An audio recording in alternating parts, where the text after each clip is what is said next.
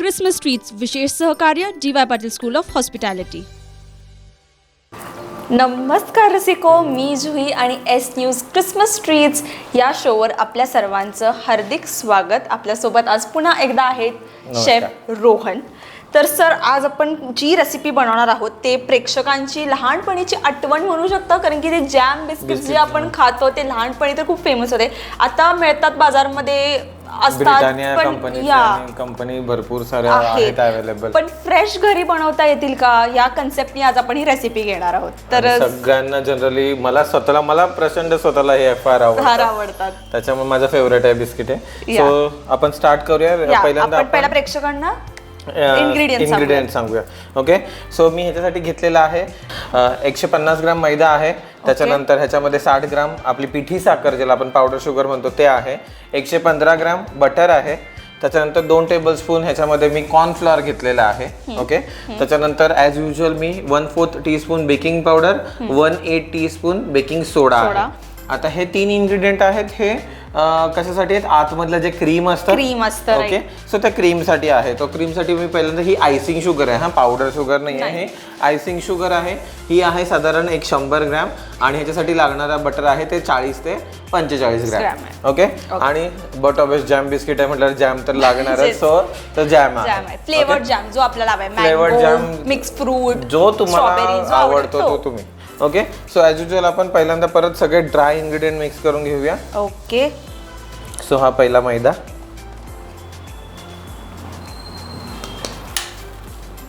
Okay, मैदा आपण घातलेला आहे. नेक्स्ट ह्याच्यामध्ये आपण घालणार आहोत हे कॉर्नफ्लॉवर, बेकिंग पावडर, हा बेकिंग सोडा. ओके, आता ह्याला ड्राय मिक्स.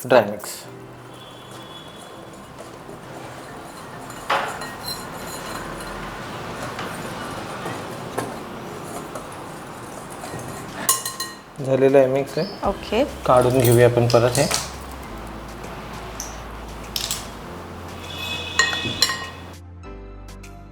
चार इन्ग्रेडियंट्स आता आतापर्यंत आपण ड्राय मिक्स करून ट्रान्सफर केलेत. ओके, सो हे आपलं मिक्सर रेडी झालेलं आहे. आता आपण ह्याच्यात काय करणार आहोत? हे पहिल्यांदा बटर आहे. ओके, बटर आपण ॲड करतोय. हे पण अगदी घट्ट नाही, अगदी रूम टेम्परेचरचं ज्याला आपण म्हणू शकतो ते रूम टेम्परेचर बटर आहे. त्याच्यानंतर ही पिठी साखर आहे.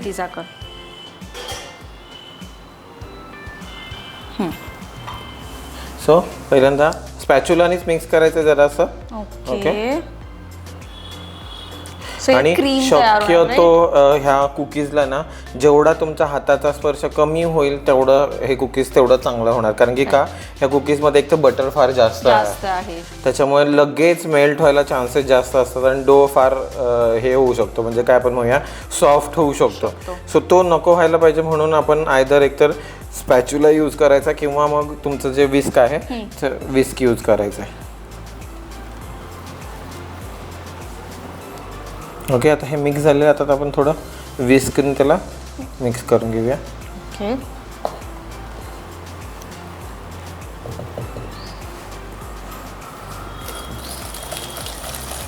राईट. आणि बाकीच्या कुकीज सारखं ह्याला फार जास्त मिक्स नाही करायचं. ओके, ह्याला थोडंसं बटरी टेक्स्चर आपल्याला हवंच आहे, त्याच्यामुळे खूप जास्त मिक्स नाही करायचं. जस्ट फक्त एक साखरचं जंटल मिक्स झाला की हे रेडी झालंय समजायचं.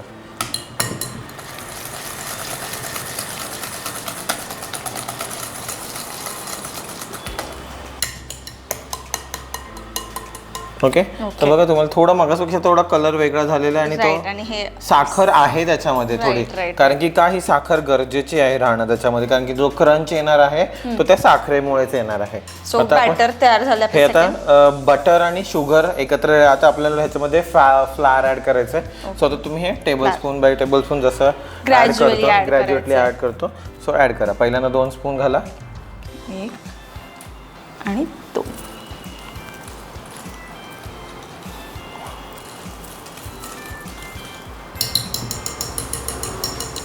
अजून हो, एक 2 स्पून परत 2 स्पून 2 स्पून घातला तरी चालणार. चालेल. राईट. साधारणपणे कसं व्हायला हवं डो आपलं? हा प्रचंड सॉफ्ट आणि प्रचंड असा एक डेलिकेट डो आपण म्हणतो, तो डो तयार होतो. हा सगळं बटरच आहे. बटरच आहे याच्यामध्ये.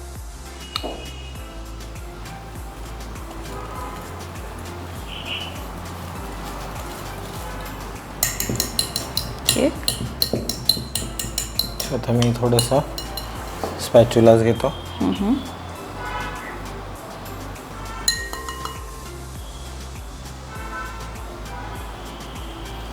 स्पॅच्युलाने मिक्स करायला जरा सोपं होतं त्याच्यामुळे ह्याच्यापेक्षा.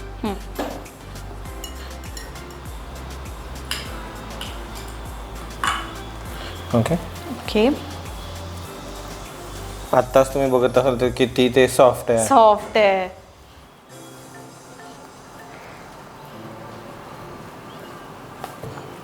फ्लावर ऍड करा.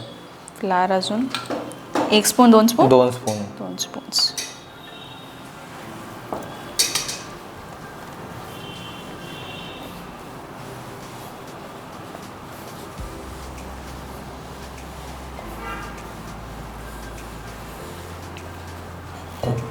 ऍड करा परत.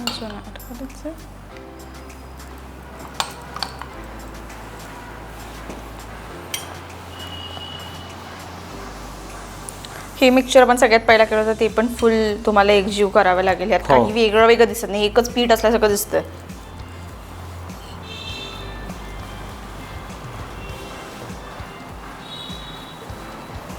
आता तुम्हाला त्याचा कलर चेंज होताना दिसतोय. मग अशी जरा येल्लोइश साईडला होता, आता तो साधारण ब्राउनिश झालाय. राहिलेलं सगळं आता घालून टाका, पूर्ण सगळं. ओके. सगळं एक अख्खा कप आपल्याला इथे लागलेलाच आहे.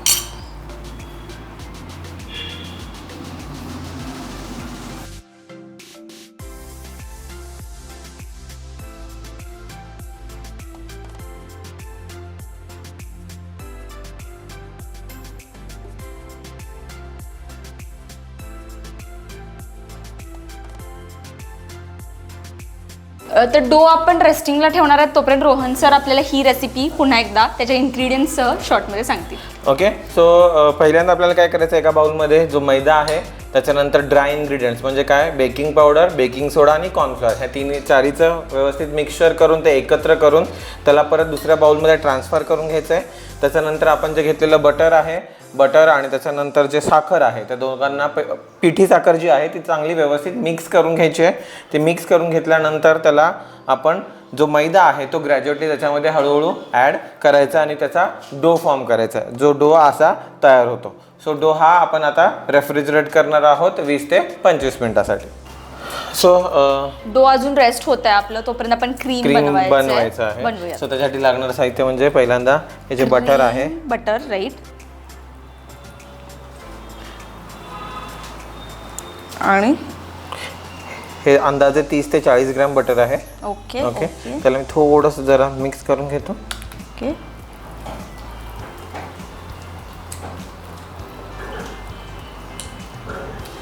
आणि त्याच्यामध्ये आता स्पून बाय स्पून आपण त्याच्यामध्ये साखर, जी आयसिंग शुगर बोलतात त्याला. ओके. म्हणजे पिठी साखर. पिठी साखर आणि आयसिंग शुगर मध्ये जरा फरक आहे. ओके. सो फरक असा आहे की पिठी साखर नुसतं साखर असते आपली, जी दळलेली साखर. ओके. आयसिंग शुगर असं नसतं. आयसिंग शुगरमध्ये थोड्याफार प्रमाणामध्ये त्याच्यामध्ये कॉर्नफ्लॉवर ॲड केलं, त्याच्यामुळे ती फार थोडी हलकी असते आणि प्रोडक्टला ना क्रंचीनेस आपण जो म्हणतो ना, तो क्रंचीनेस देतं. अजून ऍड करायचं. हो. एक स्पून फुल भरून तुम्ही ऍड करा, मग मी सांगतो त्याला कधी थांबायचं. ओके. सो क्रीम आपलं रेडी झालेलं आहे, ते आपण ऑलरेडी ट्रान्सफर करून घेतलेलं आहे. सो हे आपण नंतर क्रीमिंगसाठी यूज करणार. सो असं हे क्रीम तयार होतं. ओके. तर मी पायपिंग बॅग मध्ये फिलअप करून घेतलं कारण की आपल्याला इझी पडतं.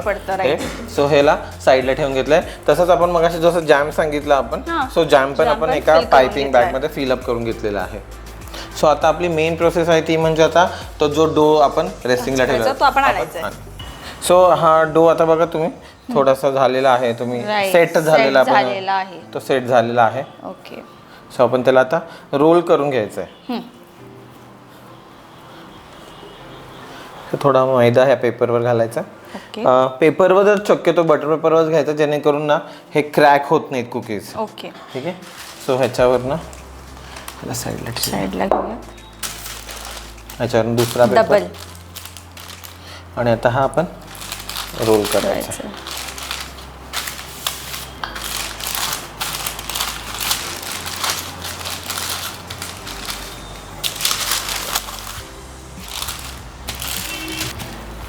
तर पूर्ण सपाट असं आपण रोल करून घेतलेलं आहे आपलं ओके. जे सो मिक्सर आहे ते. तुम्ही बघा. ओ नाईस, एकदम फ्लॅट आहे,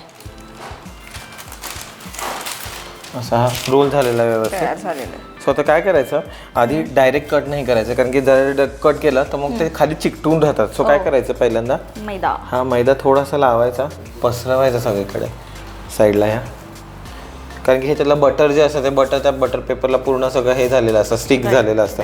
सो ते थोडंसं जरा हे करण्यासाठी. आणि काय करायचं, हा जो आपण बटर पेपर यूज करत होता ह्यालाच काय करायचं, याच्यावर ठेवायचं आणि ह्याला जस्ट फ्लिप करायचं. ओके. फ्लिप केल्यानंतर ही बाजू परत काढून घ्यायची. Okay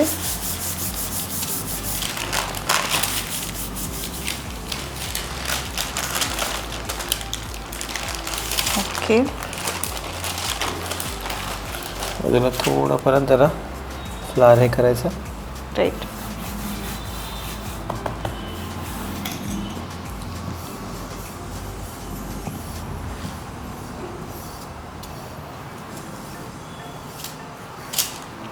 right.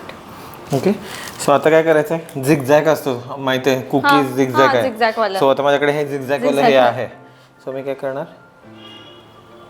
राईट.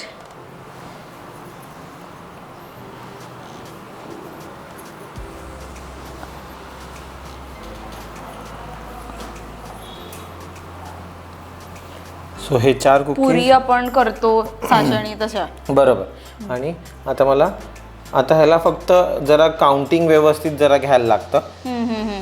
बस हे पण फुगते. काउंटिंग असं हे नाही, पण ह्याच्यामध्ये जनरली जेवढे तुम्ही कुकीज, कारण की 2 कुकीज असतात बरोबर ना, एक वरची साईड असते आणि एक खालची साईड असते. सो तर तुम्हाला एक हे करायला लागतं की वरची साईड कुठली आणि खालची साईड कुठली. सो 2 डिफाईन करण्यासाठी काय करायचं, सिम्पल टेक्निक तुम्ही जर नोटीस केलं असेल, जॅम कुकीज मध्ये होल असतं आणि जॅम असतं. सो आता मी काय करणार आहे, ह्याला फक्त मी जरा मार्किंग करणार आहे सेंटरला फक्त ह्याच्या.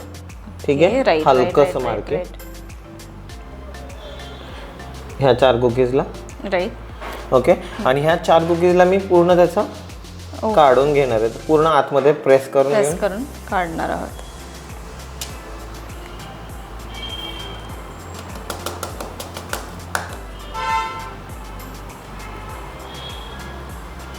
ठीक आहे. सो ते नंतर निघेल.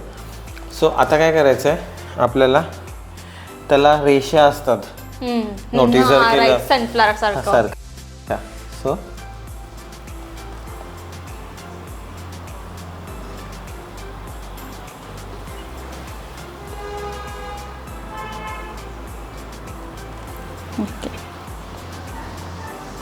ओके.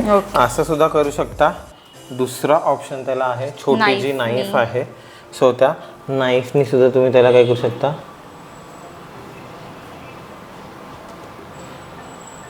राईट. लाईन्स जो तुम्हाला डिझायर शेप वाटेल तसा, असं काही हे नाही. ओके.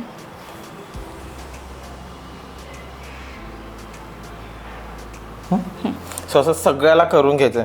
इवन हे जे आहेत ह्यांना पण आणि ह्यांना पण आपण त्यांना पहिल्यांदा सगळ्यांना करून घेऊया. आता ह्याच्यामध्ये परत थोडंसं फ्लावर एक डस्ट करून घ्यायचंय. ओके. आणि आपल्याला काय करायचं, जे ट्रान्सफर करायचे. आता अजून एक गोष्ट राहिली ते म्हणजे त्या ह्याला ना छोटे होल्स असतात, तुम्ही जर नोटीस केला असेल छोटे होल्स असतात. सो आपण ते सनफ्लावरच बनवायचे थोडक्यात, छोटंसं सनफ्लावर. हे आपण जी बॅक साईड असणार त्याच्यावर ऍड करतो.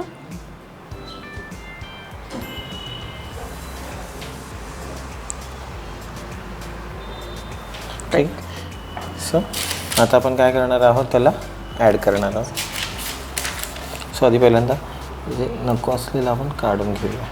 हे आपण परत नेक्स्ट नाही आपण ह्याला वापरू शकतो, म्हणजे आता परत नंतर त्याचे परत राहिलेल्याचे कुकीज आपण करू शकतो.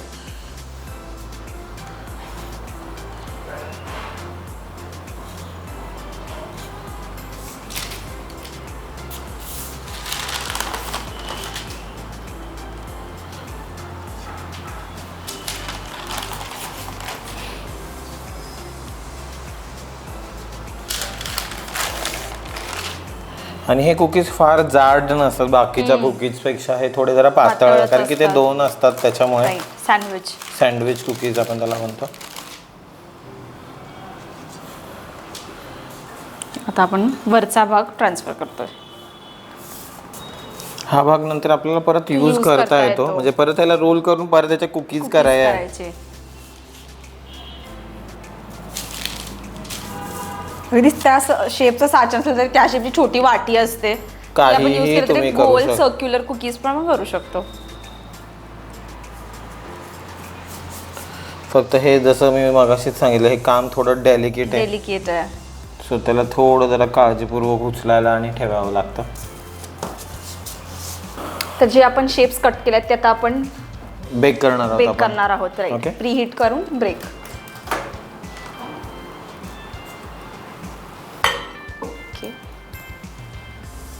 किती मिनिट साधारणपणे?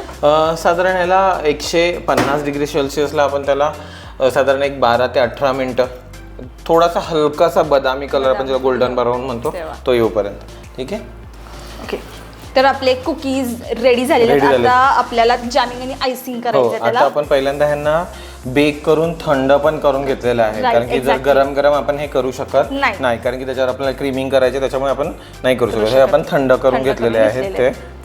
ओके. सो आता हा पार्ट असतो, हा बेसिकली खालचा पार्ट असतो. ओके. सो आणि हा पार्ट असतो त्याच्या वरचा. ओके. सो आपण काय करणार आहोत, हा असा असतो बरोबर, जॅम बिस्किटचं. सो आता आपण पहिल्यांदा त्याला जॅम्स लावून देतो. मी त्याला क्रीम लावतो, तुम्ही जॅम्स लावा. ठीक आहे. सो ही आपण मगाशी बटर आणि आयसिंग शुगर जे आहे, सो त्यांना आपण मिक्स करून आपण ह्या पायपिंग बॅग मध्ये त्याला ट्रान्सफर करून घेतलेलं आहे. सो आता मी पायपिंग बॅग थोडी कट करतो छोट्याशा ह्याचं.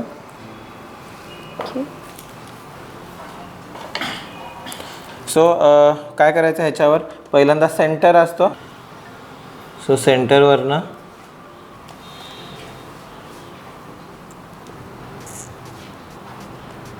ओके. राईट. ओके. सो हे झालं. याच्यानंतर त्याच्यावर आहे हलकासा प्रेस करायचा आहे. सो वरून थोडंसं कट या आणि त्याच्या मध्ये बरोबर आपल्याला जॅम फिल करायचं. Jam nice. ओके. ठीक आहे. सो ह्याच्यानंतर ह्याला थोडंसं एक 15 मिनिटासाठी किंवा 10 मिनिटासाठी जर रेफ्रिजरेट केलं तर छान आपलं ते क्रीम तयार होणार आणि आतमधलं जसं तुम्हाला हवंय तसं हे सेट होऊन जातं. ठीक आहे.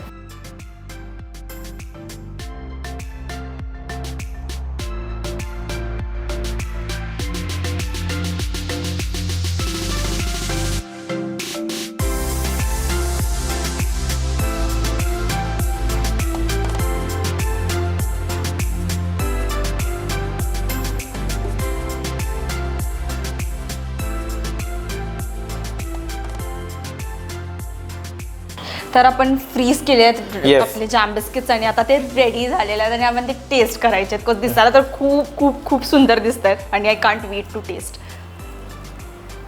सर तुम्ही? नाही.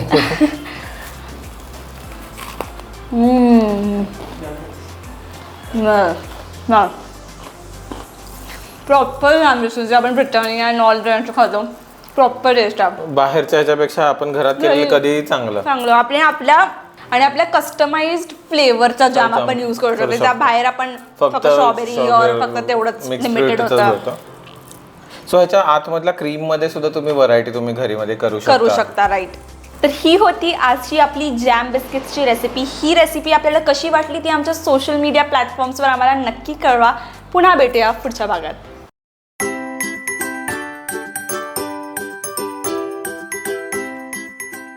क्रिसमस ट्रीट्स विशेष सहकार्य D Y Patil school of hospitality.